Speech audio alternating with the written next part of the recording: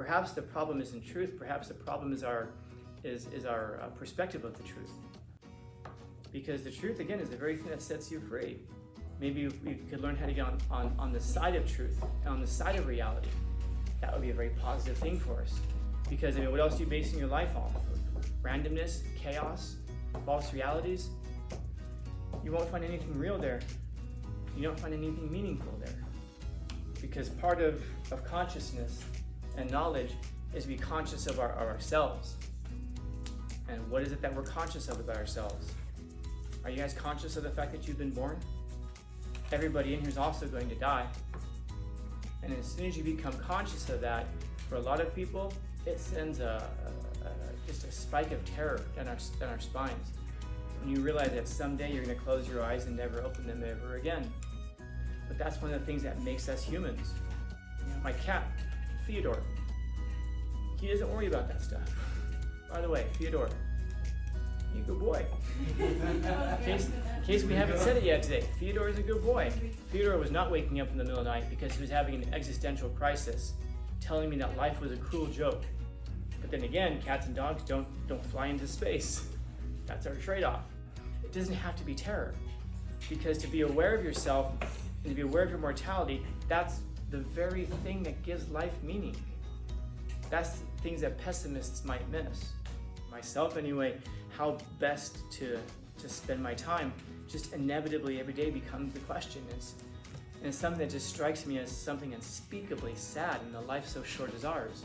And I ask myself, wouldn't it be great if I had 1,000,000 years to plan out? I don't know.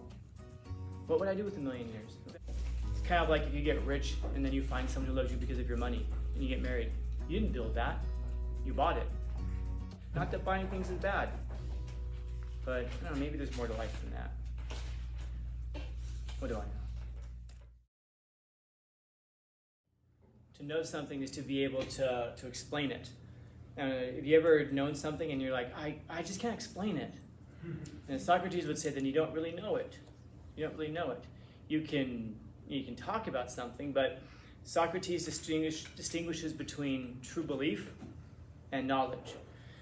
True belief would be something like, can a 2-year-old know math? How math works? Do most 2-year-olds know how math works? Okay. Now, can I teach a 2-year-old math? Probably not, because it requires an awareness of abstract concepts. So if I said to you guys right now, 1 + 2 = 3, you all have the ability that I don't have to hold up objects to say, if I take 2 of these objects and I add 1 object, and now what do I have? Now you can see it. You can see and go, oh, 3. But that requires an awareness it requires an ability to use abstract awareness, abstract concepts. In other words, non-physical things. If I said to you that I'm going to teach this little kid math, so I teach him a song that goes something like 1 + 2, 1, 2, 3, 4, 5, 6, 7, 8, 9, 10. And then over some time, I repeat it. Eventually, the 2-year-old will sing along with me. 1, 2, 3, 4, 5, 6, 7, 8, 9, 10. And then I think, I'm going to teach this kid math. What is 1 + 2? What's the kid going to say? 3. Why 3? Because it comes after 2. Now, is it true that the kid? Is what the kid said true? 1 + 2 + yeah. Does he believe it's true? Maybe not. Well, he believes it's true because I asked him a question. He responded with an affirmative, and that's that distinction. He has a true. Oh, I need to write down. Sorry. He has a true belief, but he doesn't have knowledge. He happens to be right. He guessed the right answer, and he has a belief, and it's true, but he doesn't know it to be true because he doesn't understand how it works. He can't explain that thing. So there's something that's tied to knowledge, that's the ability to explain things, to really know how things work. This is why we seem to respect people of knowledge. This is why we think of knowledge as being superior to just having opinions. And this is one of those reasons I don't trust people who come along and refer to like your truth and my truth and their truth. There is no your truth and their truth and my truth. There's the truth. And people who come along and refer to that, what they're actually referring to is perspective, There's your perspective and my perspective and their perspective. But they're changing the word from perspective into truth because they're trying to make it so that your perspective is equal to reality. And your perspective is not equal to reality. None of us sees the world the way that it is. You see the world the way that you are. And a lot of us don't have knowledge. We have true belief. We might think we have knowledge, but in actuality, we have that thing called true belief. If we even have that, we could be wrong about a lot because you don't know what you don't know. You don't know what you don't know. And so you might think, well, I know how mathematics works. Well, do you? Or did you learn how to use formulas? Like, do you really have an abstract understanding of those things? And that's, by the way, there's a whole area of study called epistemology, which is geared towards that. And if we think, well, it just seems like a lot of running in circles, it is difficult. It is difficult. If philosophy was easy, it'd be rocket science. But it is difficult because we deal so often with things that we just take for granted. Like, what is it to have knowledge? So now why does that matter? Because, for one really practical sense, you trust people with knowledge. I don't trust people with perspectives because everyone's got a perspective. But there are better and worse perspectives. Whose opinion matters more to you? If you're talking about yourself, the opinion of a stranger or the opinion of somebody who actually knows you? Yeah. So now when people come along and they call you names, it doesn't bother you as much now. Someone comes along and they're like, you're racist. Okay, that just, all you mean by that is that you don't like me. I get it. But no, seriously, you're like, what's the worst thing I can call somebody? You're like Hitler. I get it. That just means you really, really don't like me. But there's no similarity there. In other words, we just call people names. But if you understand that thing, and we should only care about the opinions of people who are experts in fields, then those names won't bother you. But it could change my reputation. Yeah, it could change your reputation with unknowledgeable people. Whose opinion do you want when it comes to launching a rocket? A rocket scientist, or a gardener? Yeah. And similarly, by the way, if you're planting trees, don't for a second think that the rocket scientist knows what they're talking about. And by the way, when you start to understand that, you'll start to find certain things hilarious. Like LeBron James comes along and tells me which wireless carrier I should be using for my cell phone. Like, what the hell do you know? All those endorsements become a colossal waste of money. You can sit there and be like, see the commercial, I know that fool. I like the way he plays basketball. But what does he know about wireless carriers? Here's the thing he knows. Whoever pays him the most money is who he'll endorse.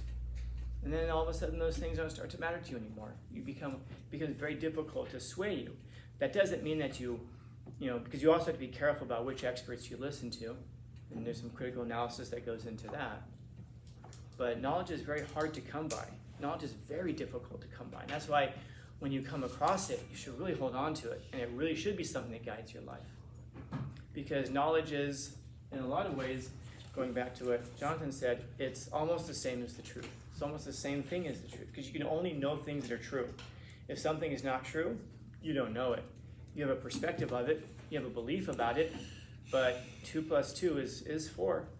I know there are people online who try to tell you it's 5. No, it really is 4. And in order for you to make it 5, you have to do a whole bunch of linguistic, gymnastics to make that work. Well, because the concept of the word 2 denotes a certain concept that's not actually in physical reality. It has to be appealed to. Dude, come on, man. Why are you trying so hard to make 2 + 2 = 5? You see people who go out of their way to take basic concepts that we all have an understanding of and try to twist it to make it not what it's always been. You gotta be careful. Myself, I don't trust people like that. Why is it that we do these journals? So that you learn how to express yourself, to be clearer in how you express yourself. Clarity is all important. I don't trust people who come along and try to make things unclear, who try to distract us from the truth. Because what is the truth? It's the very foundation of existence itself. It's the only thing that sets you free. The thing that keeps you in bondage is lies, manipulation, because you're constantly spinning a web and your whole life is taken up by that. That's why when we say things like the truth hurts, I do ponder about that. It does hurt, I suppose, but maybe it's not the truth itself that hurts. Stop me if you've heard this before. Stop me if you're reading something, if we just read something about this and you're reading something about this right now. Perhaps the problem isn't truth. Perhaps the problem is our perspective of the truth. Maybe it's our view of the truth. Because the truth, again, is the very thing that sets you free. You're ugly. Oh, that hurts. Yeah, but isn't it better to know the truth? So maybe the problem with it is not the truth itself, it's our perspective of it. Maybe we could learn how to get on the side of truth, on the side of reality. That would be a very positive thing for us. Because what else are you basing your life off of? Randomness, chaos, false realities? You won't find anything real there. You don't find anything meaningful there. You only find something meaningful in what actually is in true reality, which is the truth. And so now when we say that the truth hurts, perhaps it stings a little bit, but isn't it better to know the truth? And by the way, I guess I should ask that as a less rhetorical question. Is it better to know the truth? Because part of consciousness and knowledge is to be conscious of ourselves. And what is it that we're conscious of about ourselves? Are you guys conscious of the fact that you've been born? The fact that you're here? Pretty sure. Yeah, pretty sure. Everybody in here was born. Everybody in here is also going to die. And as soon as you become conscious of that, for a lot of people, it sends just a spike of terror down our spines. When you realize that someday you're going to close your eyes and never open them ever again. And that within a couple of generations, you'll be gone like you never existed at all. And that might be something that bothers you. And if you think about it, it should bother you at least just a little bit. That doesn't mean you can't deal with it. Of course, there are lots of ways to deal with it. But that's one of the things that makes us humans. My cat, Theodore, he doesn't worry about that stuff. I get home and Theodore, by the way, Theodore, you're a good boy. In case we haven't said it yet today, Theodore is a good boy. But Theodore, he wants, he likes his lovies. Theodore woke me up this morning, twice actually. Once at 2, 3 in the morning, he's screaming at me. I'm like thinking, I wonder what's going on. Because he's a good boy, so he's not just being a jerk. And I can't see him because it's dark. I just put my arm up and I pull him when he plops down next to me. He starts purring, and then after a little while, the purring goes away. Theodore just wanted to be close to me. That's all it was. Theodore digs that stuff. But Theodore was not waking up in the middle of the night because he was having an existential crisis, telling me that life was a cruel joke. Cats and dogs, animals, they don't think that way. Only we do.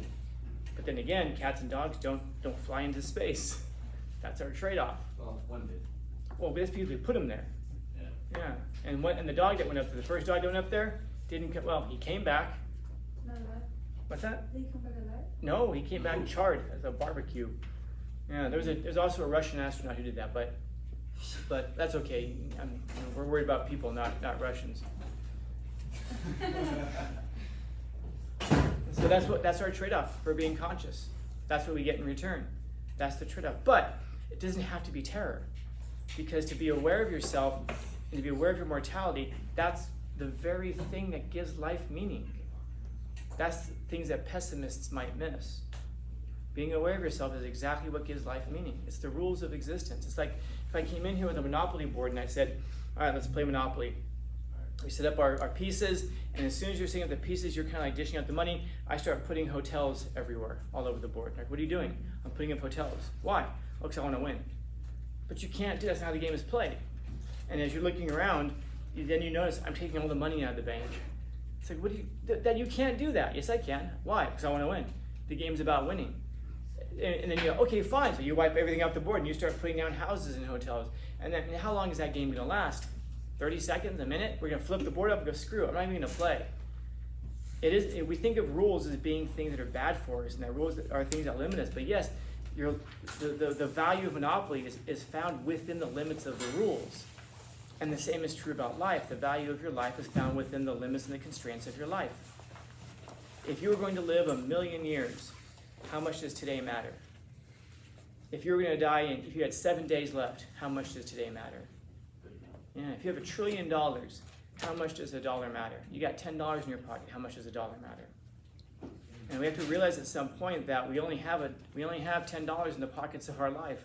Or maybe we have 20, maybe we have 100, I don't know.